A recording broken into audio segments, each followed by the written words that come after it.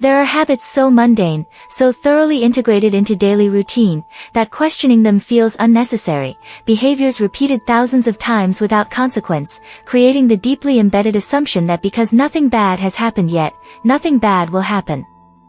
Ethan Walker operated under this assumption regarding his phone use while driving, not because he was consciously reckless or indifferent to safety, but because the behavior had been normalized through repetition, because the gap between reading a text and experiencing a crash had never closed in his experience, because human brains are remarkably efficient at treating the absence of negative outcomes as evidence that behaviors are safe rather than merely lucky. He was 28 years old, had been driving for 12 years since getting his license at 16, had accumulated enough experience behind the wheel that operating a vehicle felt automatic rather than requiring sustained conscious attention. He'd driven through various conditions: heavy rain, snow, fog, construction zones, rush hour traffic, and had navigated all of them competently, had never been in an accident more serious than a minor fender bender in a parking lot when he was 19. This track record created confidence not just in his driving ability but in his capacity to safely manage the multiple simultaneous tasks that contemporary driving seemed to require: operating the vehicle, monitoring traffic, navigating routes, and maintaining connectivity through the phone that had become an extension of his social and professional presence. Ethan understood intellectually that texting while driving was dangerous. Had heard the public safety campaigns, had seen the statistics about distracted driving accidents, would have agreed if asked directly that checking your phone while operating a 2-ton vehicle moving at highway speeds was objectively risky behavior that substantially increased probability of collision. But that intellectual understanding coexisted uneasily with his experiential reality, that he'd checked his phone while driving hundreds, probably thousands of times over the past several years, and nothing bad had ever happened. Not even close calls, not even moments where he'd felt genuinely endangered by his divided attention. Just countless instances of successfully reading or composing brief messages while continuing to drive, the behavior proving itself safe through repetition, through the complete absence of negative consequences that would have forced recalibration. This gap between intellectual knowledge and experiential reality is how most dangerous habits persist. People understand abstractly that their behavior carries risk, but that abstract understanding can't compete with the concrete evidence of repeated safe outcomes, with the accumulated proof that whatever they're doing apparently works fine, with the deeply ingrained human tendency to believe, "It won't happen to me, because it hasn't happened yet." And so they continue behaviors they know to be risky, their brains quietly calculating that the immediate utility, staying connected, responding promptly, managing the constant flow of communication that modern life seems to require, outweighs the theoretical danger that hasn't materialized in their actual experience. Ethan worked evening shifts at a distribution center on the industrial outskirts of the city, a massive warehouse complex where trucks arrived throughout the night carrying goods that would be sorted and redirected to retail locations across the region. His job involved inventory management, tracking what arrived, verifying it matched shipping manifests, coordinating with different warehouse sections to ensure items were stored correctly and could be efficiently retrieved when outbound orders required them. It was steady work, paid adequately, required attention to detail and competence with logistics software but didn't demand advanced education or specialized skills. His shift typically ran from 3 p.m. to 11 p.m., sometimes extending to midnight or later when shipments arrived behind schedule or when warehouse operations experienced the kind of complications that required staying until problems were resolved. He'd been working these evening hours for 3 years, had adapted to the schedule's demands even though it meant his social life didn't align well with most people's routines, meant he was just arriving home when others were preparing for bed, meant his days off felt slightly out of sync with how most of the world operated. The drive home from the warehouse took approximately 35 minutes under normal conditions, following a route that was mostly industrial and commercial areas for the first 15 minutes before transitioning to more residential neighborhoods as he approached his apartment. The roads were typically quiet at this hour, some commercial truck traffic, occasional late shift workers like himself heading home, but nothing like the density of daytime traffic. This relative emptiness contributed to the sense that checking his phone during the drive was relatively safe. Fewer vehicles meant fewer potential collision points, meant that brief attention lapses were less likely to coincide with dangerous situations requiring immediate response. He lived alone in a one-bedroom apartment in a neighborhood that was neither particularly desirable nor particularly troubled, just an area of aging apartment complexes and small commercial strips that housed people who worked service and logistics jobs, who couldn't afford the city's more expensive areas but who needed proximity to employment centers. His apartment was generic, builder-grade finishes, minimal natural light, thin walls that transmitted neighbors' television audio and occasional arguments, but adequate for his needs. He had few possessions, maintained the space without investing much attention in decor or comfort beyond basic functionality. Home was where he slept and ate and spent his limited non-working hours, not a space he'd invested significant identity or resources into creating. His family lived approximately 40 minutes away in a suburban area where he'd grown up, his mother in the house where he'd been raised, his younger sister Maya in an apartment she shared with a roommate about 10 minutes from their mother's place. Ethan saw them occasionally, maybe twice a month, would attend family dinners his mother organized or would meet Maya for lunch on his days off. The relationships were warm without being particularly close or intensive, they cared about each other, maintained contact, but they weren't in daily communication or deeply involved in each other's lives. Distance partly explained this. The commute from his apartment to the family neighborhood wasn't prohibitive but required enough time and energy that casual frequent visits felt impractical given work schedules and other obligations. But beyond physical distance, there was emotional or psychological distance that Ethan had developed as he transitioned into adulthood, a sense that maintaining some separation from family, establishing his own independent life, was appropriate even if it meant less frequent contact and less detailed knowledge of each other's daily experiences.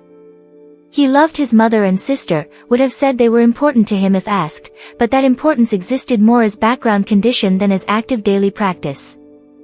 He meant to call more often, meant to visit more regularly, meant to be more present in their lives, but meaning to do something and actually doing it weren't the same, and the gap between intention and action kept widening without his quite realizing it was happening. On a Tuesday evening in late October, Ethan finished his shift at 11:20 p.m., slightly later than the standard 11 p.m. endpoint because a shipment discrepancy had required extra time to resolve. He badged out through the warehouse's security system, walked through the parking lot to his car, a 7-year-old sedan he'd bought used 3 years earlier, mechanically sound but showing its age in various cosmetic ways, and began the familiar drive home. The weather had been threatening rain all evening, heavy clouds visible when he'd arrived for his shift, and around 10:30 p.m. it had begun, not heavy rain but steady light precipitation that was somehow more annoying than a genuine downpour, the kind of rain that required windshield wipers but that accumulated slowly on the roads, creating slick surfaces without the visual drama that would have made drivers automatically more cautious. The temperature was just above freezing, 42 degrees according to the dashboard display, cold enough that the rain felt miserable but warm enough that ice wasn't immediate concern. The roads were nearly empty. Ethan drove the same route he drove every night, knew the rhythm of the lights and the conditions of various stretches, could navigate it with minimal conscious attention, his mind half on the drive and half on whatever thoughts occupied him, usually nothing particularly significant, just the mental drift that happens during routine familiar tasks. Music played from his phone through the car's audio system, a playlist he'd assembled of songs that kept him alert during the late-night drive without being so engaging they demanded active listening. Approximately 15 minutes into the drive, his phone buzzed with an incoming text. The sound was distinct, he'd set different tones for different contacts, and this was Maya's tone, a slightly different chime than his generic message alert. He didn't reach for the phone immediately, was navigating through a commercial area with moderate lighting and occasional cross streets that required at least cursory attention, but he registered that his sister had messaged him and that he'd respond once he reached a stretch of road that felt more forgiving of divided attention. 5 minutes later, on a section of road that was straight, well-lit, and empty of other traffic, Ethan reached over and tapped his phone to wake the screen.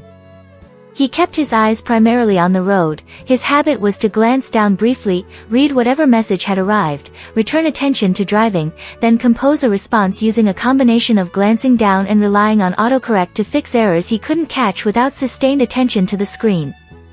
This method felt reasonably safe to him, wasn't the extended text composition session that public safety campaigns warned against, just quick glances, maintaining enough awareness of the road to respond to anything unexpected. Maya's message appeared on his screen. "Did you talk to Mom today?" The question triggered mild guilt. He'd been meaning to call their mother all week, had thought about it several times, had even opened his phone's contact list a few days earlier with intention to call, but had found reasons to postpone, was about to leave for work, was too tired after work, would call tomorrow when he had more energy. The tomorrows had accumulated, and now it was Tuesday evening and he still hadn't made the call, and apparently Maya was checking in, possibly because their mother had mentioned to her that she hadn't heard from Ethan recently. He typed a response while maintaining peripheral awareness of the road.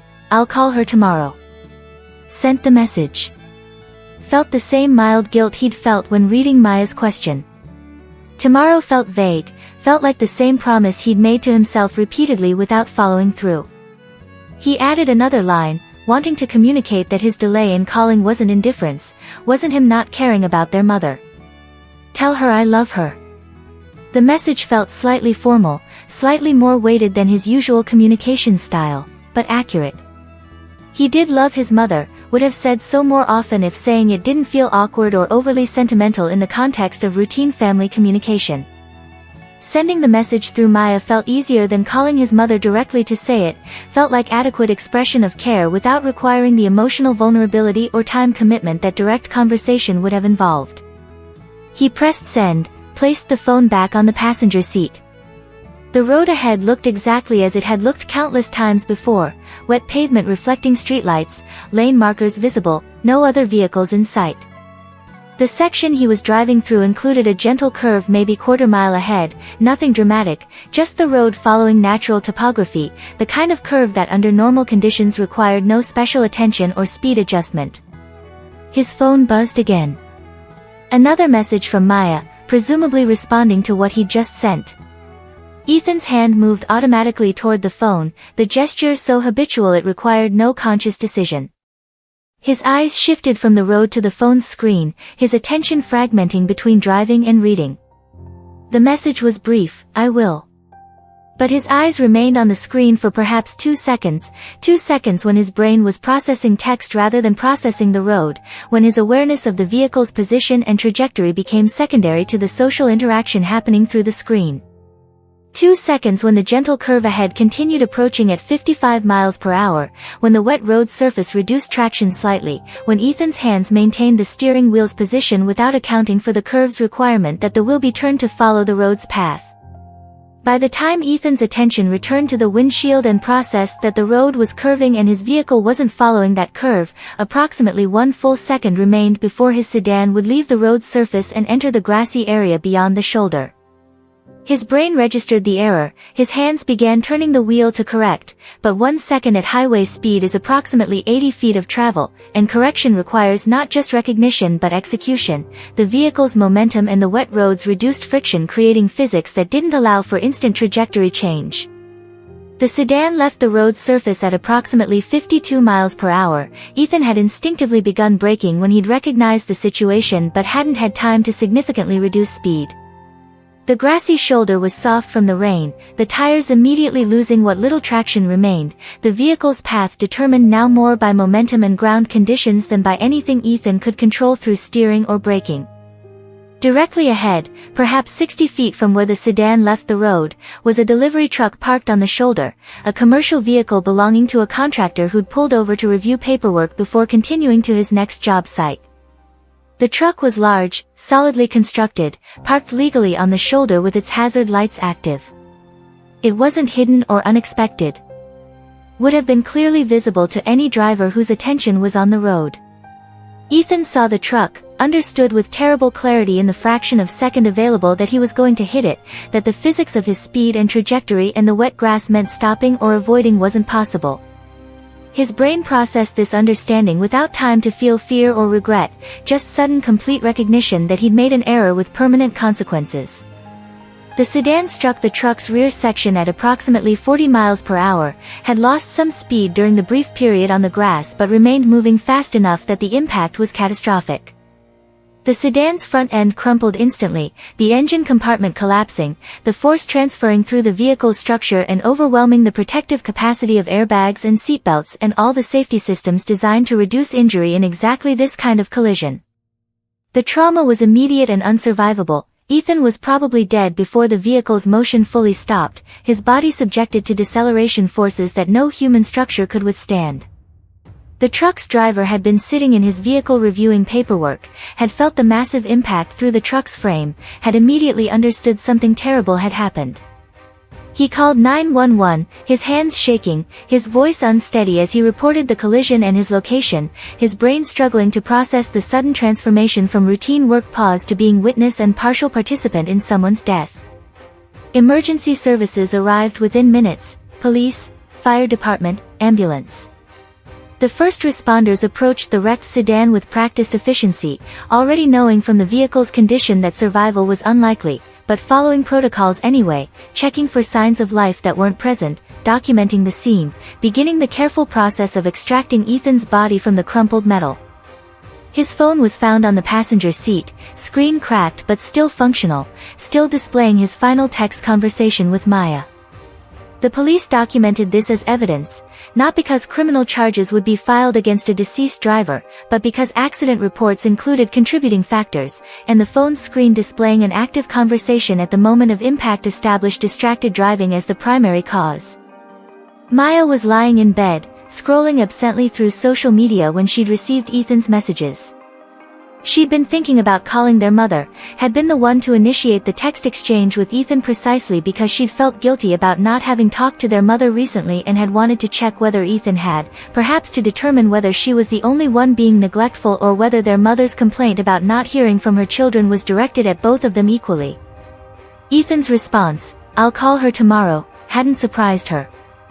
That was typical Ethan, always intending to do things, always meaning well, but struggling to translate intentions into action. She'd been about to write something mildly critical, something about how he'd been saying he'd call tomorrow for probably the past week, when his second message arrived: "Tell her I love her." The message made her pause. It wasn't that Ethan never expressed affection, he did, in his indirect way, but stating it so explicitly in a text message felt uncharacteristic, felt weighted in ways she couldn't quite articulate. She stared at the message for perhaps 30 seconds, trying to determine whether she was reading too much into simple statement or whether there was actually something significant about it. She typed back, "I will." Brief acknowledgement that felt sufficient even though she remained uncertain about the tone or significance of what she was acknowledging. She waited for a response, expecting Ethan might add something or might just send a thumbs-up reaction to close the conversation. Minutes passed. 5, then 10, then 20. She eventually put her phone down and returned to the aimless scrolling that occupied her pre-sleep hours, not worried exactly. Ethan often didn't respond immediately, often got busy or distracted, but carrying slight awareness that their conversation had ended in a way that felt slightly incomplete. The phone call came at 12:17 a.m. unknown number, which usually meant spam, but Maya answered anyway because late-night calls from unknown numbers sometimes were emergencies, sometimes were hospitals or police, sometimes were calls you couldn't ignore even though you desperately wanted to. A calm professional voice identified itself as calling from the county hospital, asked if she was Maya Walker, sister of Ethan Walker. She confirmed, her heart rate immediately accelerating, her brain knowing before being told that something terrible had happened. The voice continued, explained there had been an accident, asked if she could come to the hospital, used phrases like, "as soon as possible," that confirmed what she already understood: her brother was either dead or close to it. She drove to the hospital in a state that felt simultaneously hyperalert and completely numb, her conscious mind handling the mechanics of driving while her emotional systems tried to process information they couldn't yet accept. The hospital was 20 minutes away.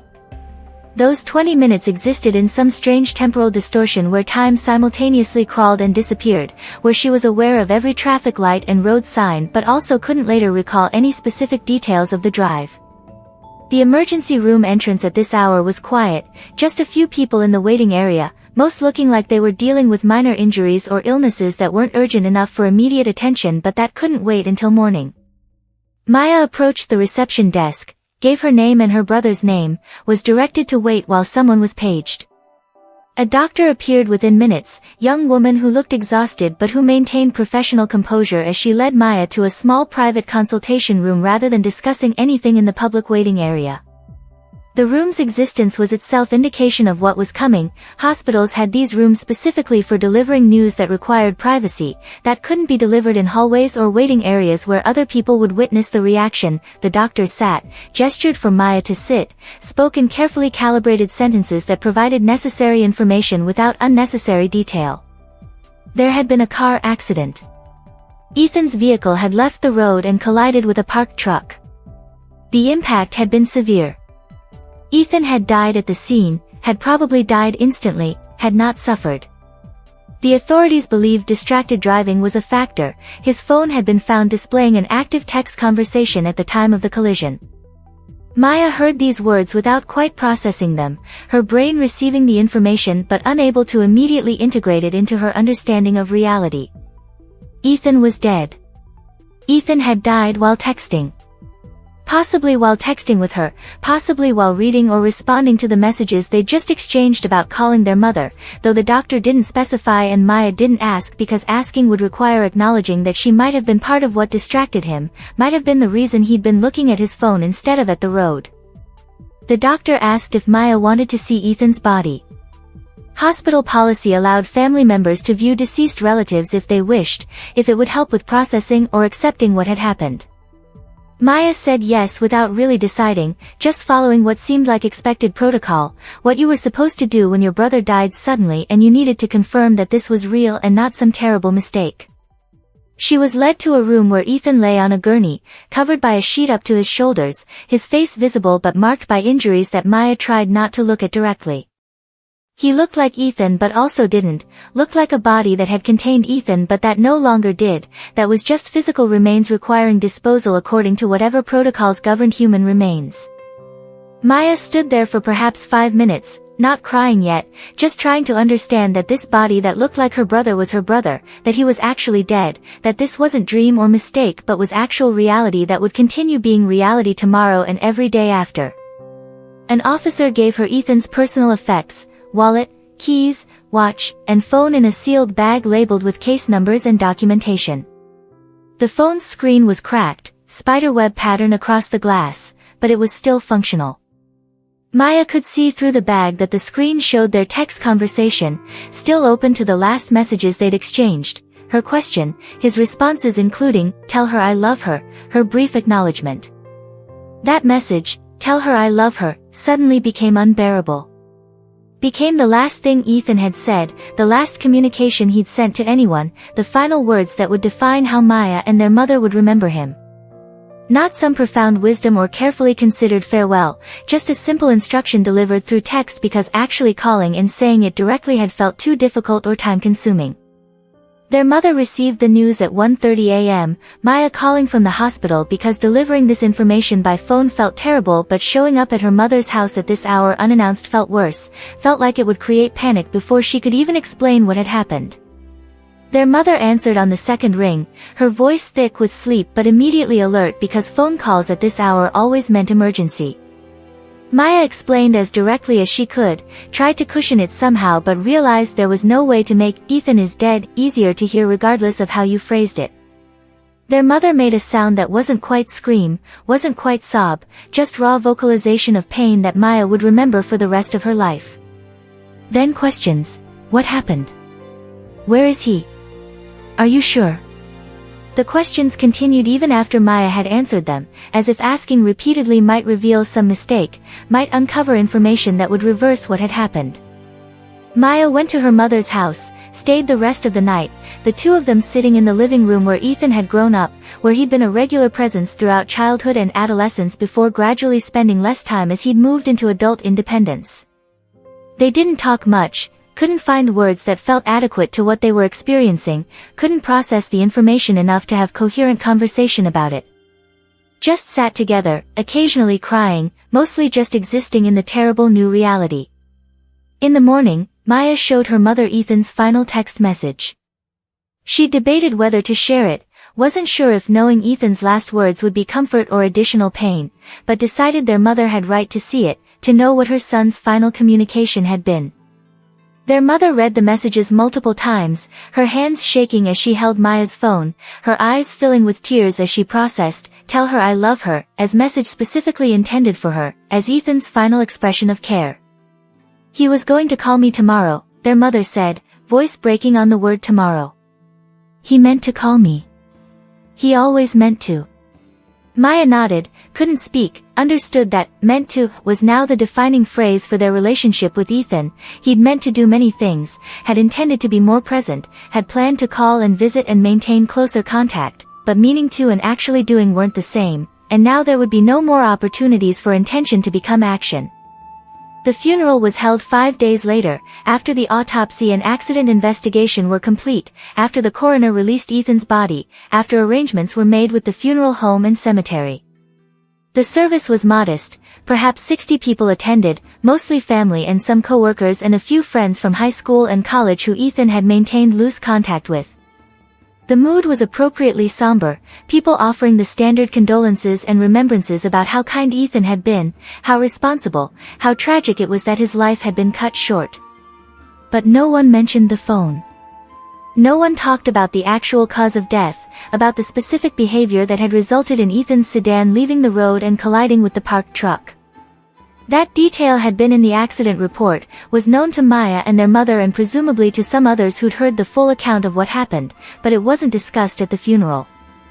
Maybe because it felt like criticism of the deceased, maybe because acknowledging it would require acknowledging how preventable his death had been, maybe because it would force everyone present to consider their own phone use while driving and the uncomfortable implications of recognizing that what killed Ethan was behavior most of them also engaged in regularly. Maya spoke briefly during the service, stood at the front of the chapel and tried to articulate what Ethan had meant to her, tried to capture something true about who he'd been beyond the sanitized memorial version that funerals typically offered.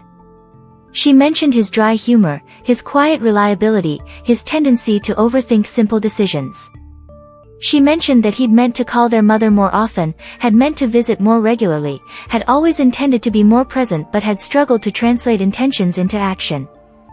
"His last message to me," she said, voice unsteady, "was asking me to tell our mother he loved her. Because he was going to call her tomorrow. But tomorrow didn't come." She paused, crying now, unable to continue for several seconds. "I don't want to live like that. I don't want to save things for tomorrow. Tomorrow isn't guaranteed." She returned to her seat, her mother gripping her hand, both of them crying while the service continued around them, while others spoke and music played and the ceremony moved through its prescribed format toward the conclusion that would mean taking Ethan's body to be buried, that would mean accepting the finality of his death and returning to lives that would continue without him. In the weeks and months following Ethan's death, Maya found herself behaving differently. The changes weren't dramatic or sudden, weren't the kind of radical life transformation that people sometimes experience after traumatic loss, just gradual shifts in how she approached certain daily behaviors and decisions. She called people instead of texting when she wanted to actually communicate something meaningful. Would pick up her phone and press the call button rather than typing messages that felt easier but that also felt insufficient, that postponed genuine connection in favor of minimal effort.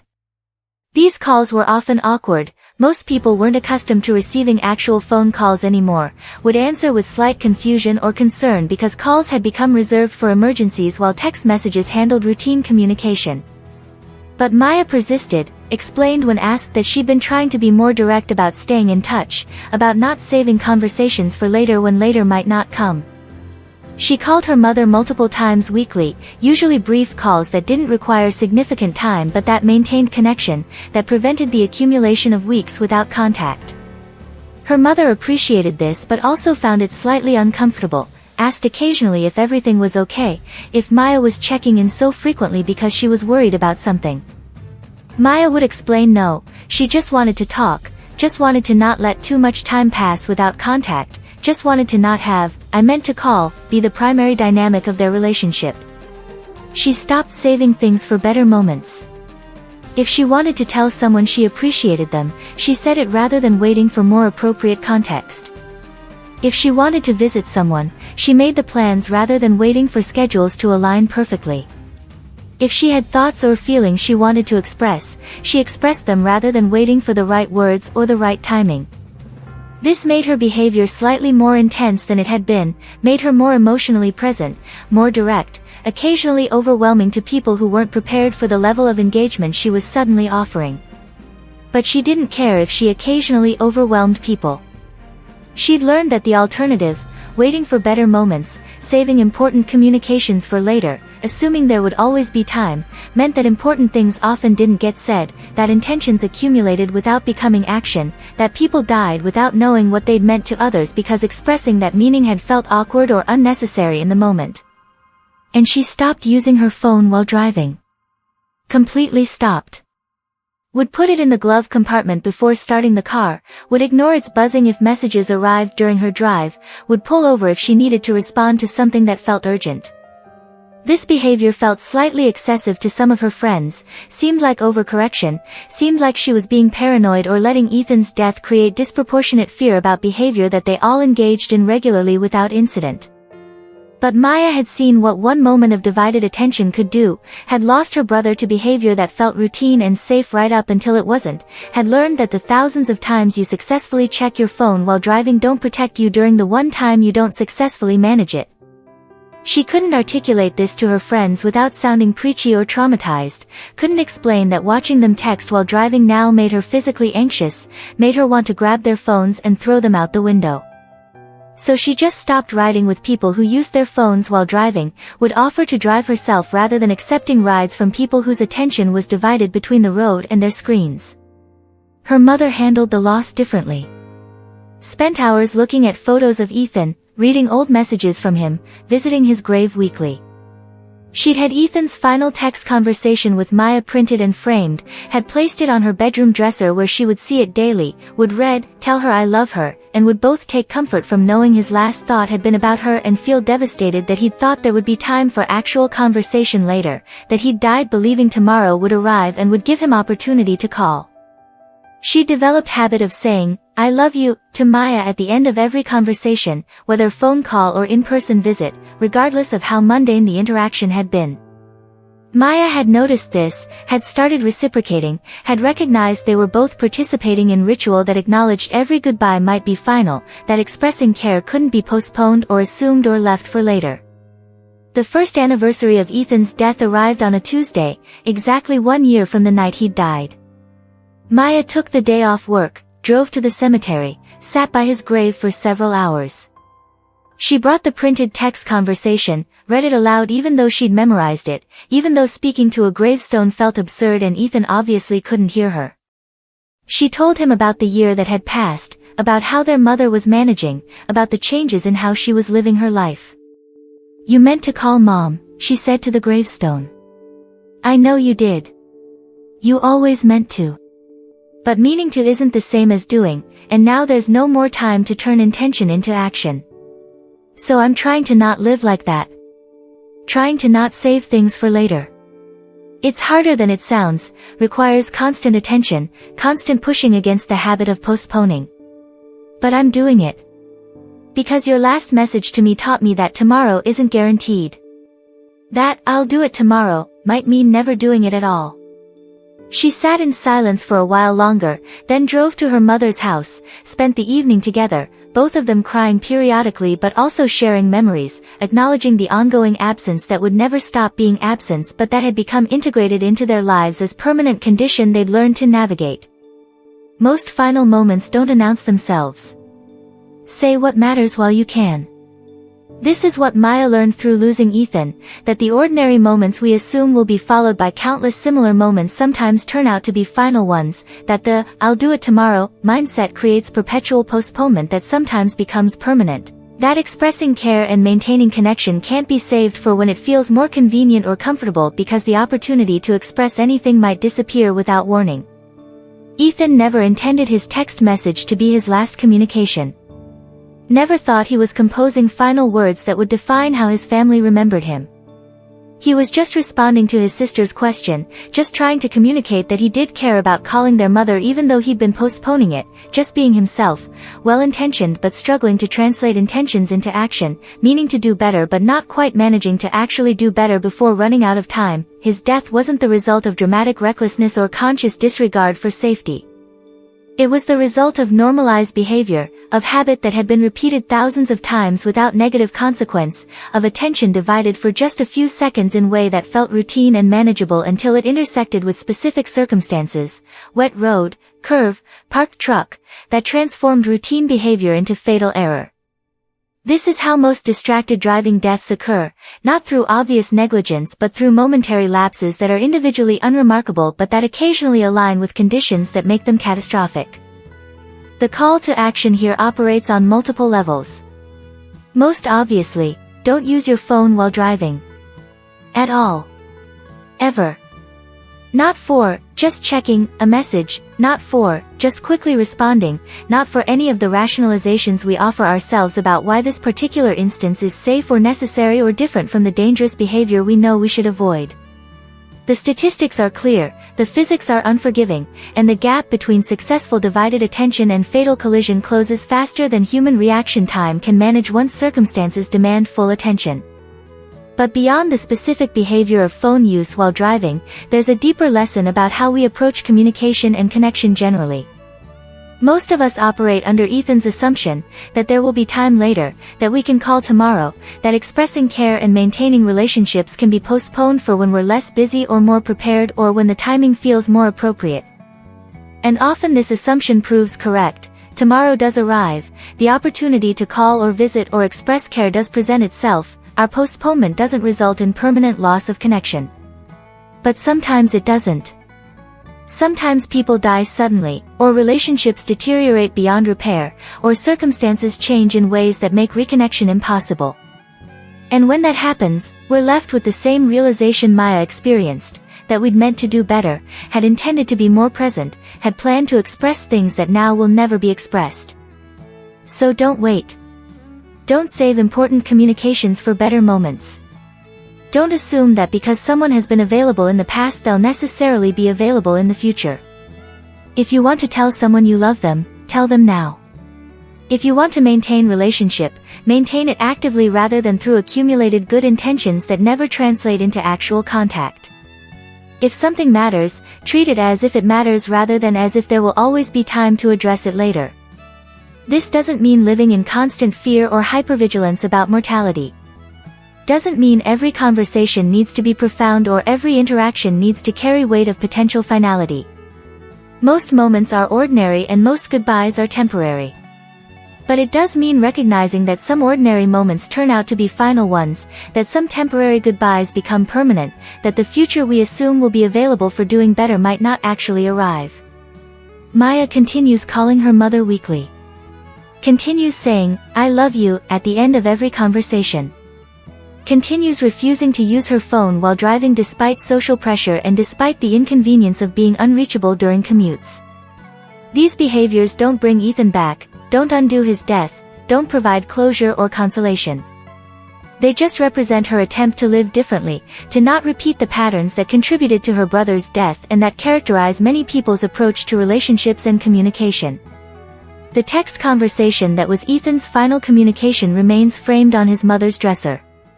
She reads it most mornings, experiences the same complicated mixture of comfort and devastation each time. Tell her I love her has become both memorial and reminder, memorial of who Ethan was and what he felt, reminder that expressing love requires actual expression rather than just internal intention, that saying things later requires there being a later. Say what matters while you can. Be StoryWise.